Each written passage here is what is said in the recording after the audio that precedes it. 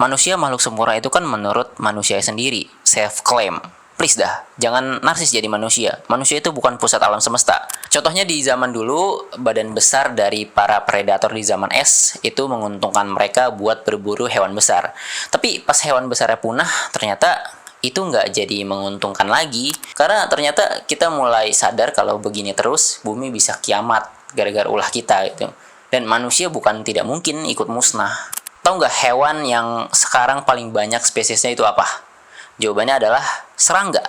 Jadi sekarang sebenarnya lebih cocok itu disebut sebagai zaman serangga.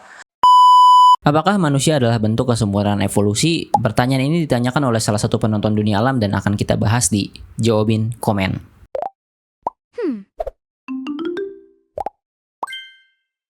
Halo para jamaah alami sekalian, balik lagi di konten ini. Sebenarnya konten ini konten untuk membership, tapi karena sekarang saya lagi baik, maka konten ini akan saya gratiskan. Oke, kita langsung aja ke topiknya. Untuk jawab pertanyaan ini, kita harus tanya balik dulu. Memangnya apa definisi sempurna? Manusia makhluk sempurna itu kan menurut manusia sendiri, self-claim.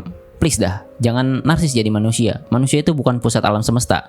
Mungkin sekarang memang cuma kita yang bisa bangun peradaban sampai seperti ini. Tapi apakah itu yang dimaksud sempurna? Karena ini menyangkut sains dan evolusi, maka kita akan jawab dari sudut pandang evolusi, sesuai yang ditanya sama si penanya. Kalau kalian merasa manusia itu sempurna menurut selain evolusi, misal kepercayaan tertentu, ya terserah kalian. I don't care.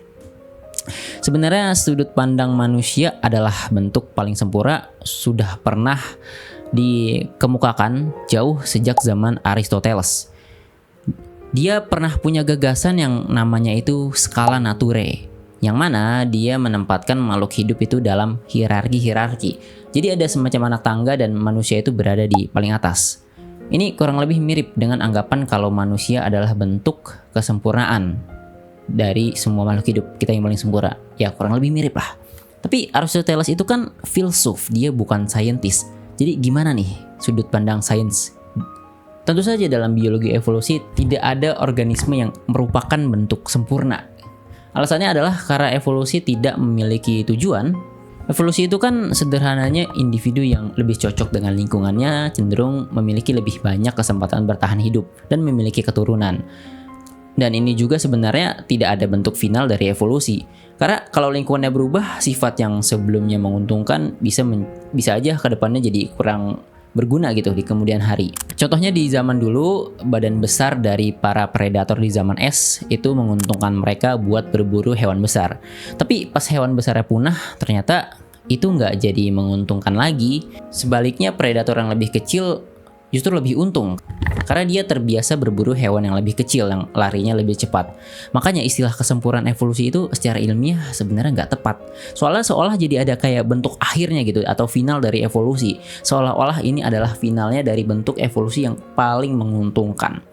Manusia memang memiliki kayak kemampuan yang ya menurut kita luar biasa lah. Kayak kecerdasan tinggi, bahasa yang kompleks, terus teknologi. Namun itu bukan berarti manusia adalah hasil evolusi yang paling sempurna. Tikus tanpa harus jadi kayak manusia, dia udah bisa hidup di mana-mana. Dan merepotkan juga sebenarnya buat manusia. Oleh karena itu evolusi itu bukan kayak anak tangga yang kayak dibilang Aristoteles. Gimana ya, sempurna itu kan seolah-olah kayak ini tuh yang paling wah gitu, yang lain tuh kayak masih beta. Terus bukannya sering ada istilah organisme sederhana? Iya, istilah itu memang sering dipakai. Tapi kan lawan kata sederhana bukan sempurna, tapi kompleks. Manusia jelas memang lebih kompleks dari bakteri, sudah pasti. Loh, kalau begitu bukankah artinya manusia sempurna dibandingkan bakteri? Ya enggak juga. Karena bakteri cukup seperti itu, cukup hidup menjadi bakteri dan buktinya mereka sukses kok hidup sebagai makhluk bersel tunggal. Meskipun tidak sekompleks kita, bakteri itu udah ada loh dari miliaran tahun lalu. Jadi secara ilmiah nggak ada istilah kesempurnaan evolusi, karena pada dasarnya evolusi hanya bagian dari bagaimana organisme saling bersaing untuk memanfaatkan sumber daya di bumi. Kalau kita anggap manusia sempurna, toh kita juga masih kewalahan sama yang namanya nyamuk. Kalau gitu, apakah nyamuk lebih sempurna dari kita? Tapi kenapa kalau evolusi nggak kenal istilah sempurna, kok ada yang bertahan hidup dan ada yang punah? Ini biasanya dikaitkan dengan keberhasilan atau kesuksesan evolusi, atau singkatnya kemampuan adaptasi lah. Oke, sekarang kita bahas keberhasilan evolusi ini. Tapi sebelum itu, apa sih kategori sukses dalam evolusi? Biasanya ini berhubungan sama kemampuan mempertahankan keberlangsungan hidup individu ataupun spesies. Sekarang, apakah manusia sukses? Untuk sekarang, mungkin ya. Kita bisa mempertahankan hidup lebih lama, angka harapan hidup manusia udah meningkat dibanding nggak usah jauh-jauh ke zaman purba. Ke 500 tahun lalu aja udah beda tingkat harapan hidup kita dengan orang-orang di zaman itu. Sekarang obat udah di mana-mana, ada vaksin, ada juga cara untuk melawan penyakit. Bahkan kedepannya mungkin penuaan bisa dilawan kali ya. Secara spesies kita juga bisa dibilang berhasil. Yang terbaru, kalau nggak salah manusia itu udah mencapai 8 miliar di bumi ini populasinya. Lah kalau gitu bukannya artinya kita sempurna? Kan kita sukses nih. Ya nggak juga. Karena seperti yang kita tahu, kalau sekarang manusia sendiri aja khawatir apakah spesies mereka bisa bertahan. Karena ternyata kita mulai sadar kalau begini terus bumi bisa kiamat gara-gara ulah kita gitu. Dan manusia bukan tidak mungkin ikut musnah.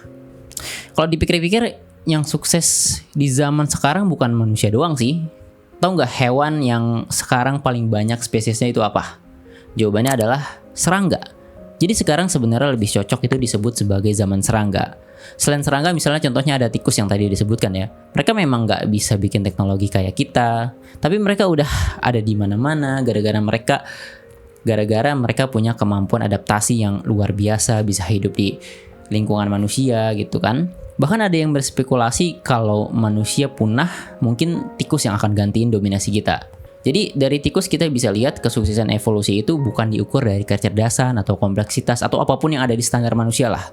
Melainkan dari kemampuan bertahan hidup dan menghasilkan keturunan di lingkungannya. Dari sudut pandang evolusi, manusia itu kayak cuma salah satu cabang dari kehidupan yang saat ini emang berhasil kebetulan gitu. Bukan kayak puncak atau akhirnya atau ini bentuk yang paling sempurna, enggak juga gitu. Mata kita masih kalah loh penglihatan sama mata elang gitu kan. Cakar kita tidak seperti cakar singa gitu loh. Kemampuan kita untuk tubuh kita untuk bertahan di panas tuh nggak sebagus misalkan unta gitu kan. Dan semua adaptasi yang menurut kita luar biasa ini juga kalau lingkungan bumi berubah secara drastis ya bukan nggak mungkin ya spesies kita juga akan punah justru gitu.